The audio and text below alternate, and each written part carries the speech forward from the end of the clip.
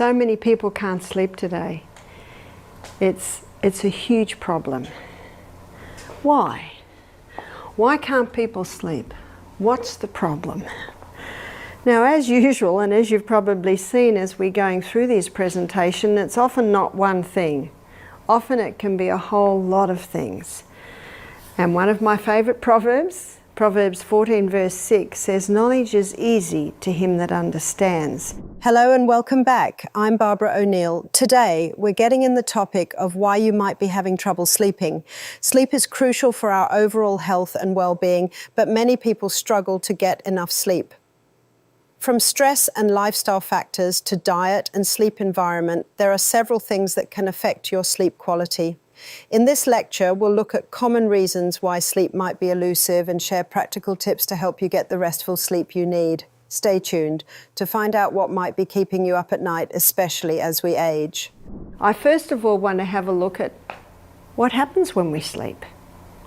A few things are happening when we sleep. There's a little tiny gland in the base of our brain called the pineal gland. And the pineal gland releases 4 hormones every night. Usually between the hours of, well, it's summer here in the US, so it's daylight saving, so it's between 10 p.m. and 3 a.m. In the winter it would be between 9 p.m. and 2 a.m. The body doesn't know about daylight saving. What are these hormones that the pineal gland releases in those times? One is serotonin, and serotonin is your mood hormone. So if you want to feel good, go to bed early. If you want happy kids, put them to bed early. It might need that you'll have to have blinds on the windows. Just try this. Have the main meal at lunch and breakfast, have a very light supper, hot bath, soft lights, nice soft classical music, a story all about falling asleep, and that's an easy way to get the children to sleep. And of course, once they're to sleep early, Mum and Dad have got a couple of hours before they sleep, which is also important. Another hormone is melatonin. Melatonin is called the fix and rejuvenate nighttime hormone, and it's also released in these hours, and it is responsible for balancing the body and also repair that's happening in the body. The third one is arginine vasotocin. And arginine vasotocin is a hormone that puts you in a deep sleep. So you've got a natural painkiller. Isn't that good to know? But for your natural painkiller to work, you must be asleep in these hours. And as your natural painkiller is used, it gives off a waste. And this waste hangs about in the body unless you exercise. So we're going to we'll start early with our boosts, our sleep boosters. And as we go through the illustrations I'm giving you, we'll add to our sleep boosters. Exercise. There's a proverb in Ecclesiastes that says, "The sleep of a labouring man is sweet." What's a labouring man? That's someone who's working physically hard. You might not have a physically hard job, but you can exercise.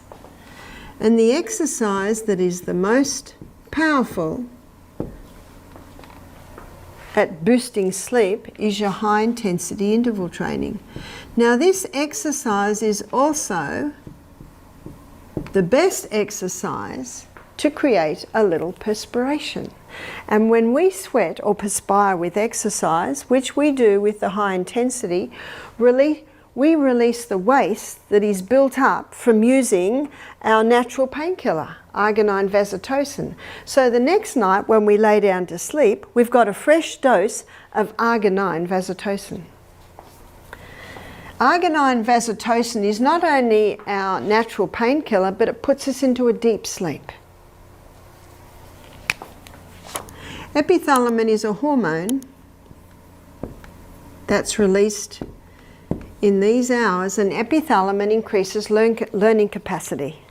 And I think everyone wants to increase their learning capacity. Epithalamin plays a significant role in maintaining overall cognitive health. During the deep sleep phases, this hormone supports brain function, aiding in memory consolidation and cognitive processing. This is why a night's sleep is crucial for learning and mental performance. To maximize the benefits of sleep, it's important to create a conducive sleep environment. This includes maintaining a cool, dark and quiet room, as well as establishing a consistent sleep schedule. Avoiding screens and stimulating activities before bedtime helps signal your body that it's time to wind down. Adding relaxation techniques such as deep breathing or meditation can also enhance sleep quality. By reducing stress and anxiety, these practices help prepare the body and mind for restorative rest. Ensuring a balanced diet with proper nutrients supports hormone production and overall sleep health. Foods rich in magnesium, such as leafy greens and nuts, can help regulate sleep patterns. So here are some remedies. Some natural remedies to help sleep. Magnesium. I have had several people say to me that they take magnesium at night, say 500 milligrams, and magnesium citrate is the most absorbable form of magnesium, so that can be taken of an evening. Also, some people have found the herb valerian has helped them to sleep. Valerian is a mild tranquilizer, a mild sedative. It's probably the strongest, and we have a mix that it's a glycerin tincture mix that we mix together, and it has passion flower. Passion flower is also a tranquilizer, mild sedative, not as strong as valerian. Also skullcap. Skullcap's about equal with passion flower. And the very famous nerve nourisher, St. John's wort. And as a nerve nourisher, it has a mild tranquilizing effect too. So at Misty Mountain Health Retreat, we make up a glycerin tincture of equal parts St. John's wort, skullcap, passion flower and valerian. And that can be taken, usually a teaspoon of that, in a little bit of water before bed. And some of our guests that have a lot of trouble sleeping, we'll give them another dose to take in case they wake up in the middle of the night. But we have found if they can take the attitude of gratitude when they wake up and be very thankful, and do not look at their phone, put it out of reach, out of the bedroom, and lie there and think about everything in their life that they can be thankful for. They can be little by little get their body back into the habit of sleeping. So the hydration's important. The condition of the bedroom is very important.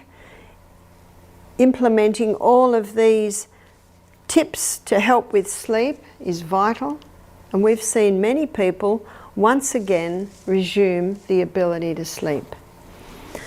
Something that I have found has helped quite a few women is taking the Anna's Wild Yam Cream. The Anna's Wild Yam Cream is the cream that boosts progesterone. And progesterone is your relaxing, calming hormone. If a woman's been on the pill for a few years, even if it was 30 years ago, that pill causes a rise in estrogen, which displaces progesterone. This also explains what's happening in the menopausal women. They've got a displacement of their progesterone. So if they can go on the Anna's Yam Cream, which will boost progesterone, and remember progesterone, that's your happy hormone. Progesterone helps induce sleep. And I've had some ladies say to me that since they've been on the Anna's Yam cream, they've certainly been able to sleep a little bit better. Sleeping is vital. We cannot function without it. What Dr. Matthew Walker showed, he had some fairly confronting figures there. He showed that 10 nights of 6 hours sleep a night, 50% less cognitive performance and 50% less physical performance out of the body. Magnesium and herbal remedies optimizing sleep hygiene and addressing underlying health issues can make a significant difference. Creating a calming bedtime routine and maintaining a consistent sleep schedule can help signal to your body that it's time to wind down.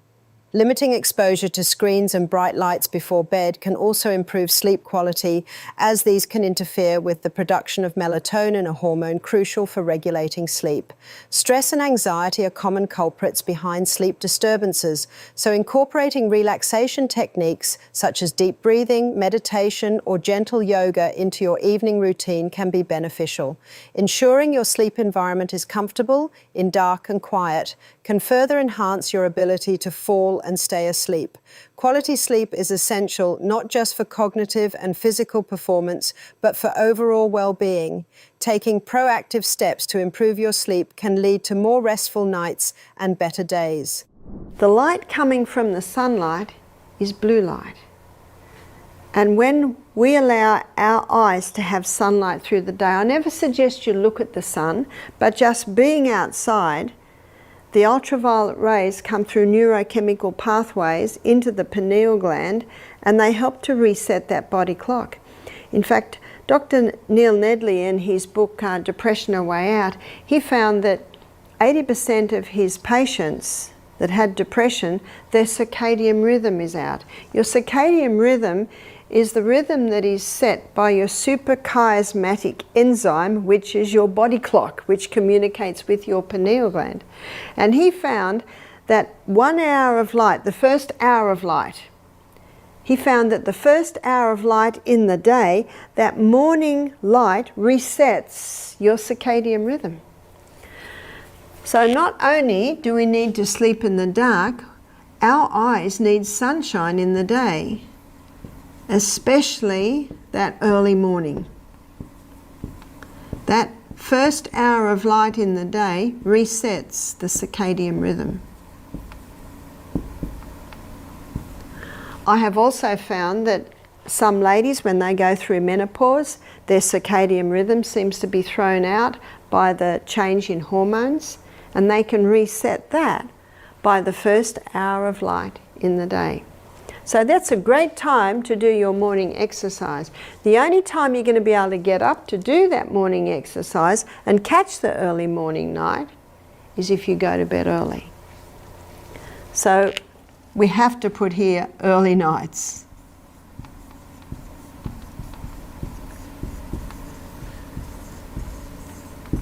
So make sure the kids are in bed by 7:30. Their mum and dad have got a couple of hours by themselves, and yet they can still get to bed by 9:30. And then everyone wakes up in a happy household because they've all got their serotonin while they sleep. Let's go back to sleeping in the dark. It is estimated that 80% of Americans sleep with their phones. That's a little scary, isn't it? And the pillow is no protection against that electromagnetic field. We should be sleeping in an electromagnetic free zone. That's where we should be sleeping. So we're going to make a side issue here called the bedroom.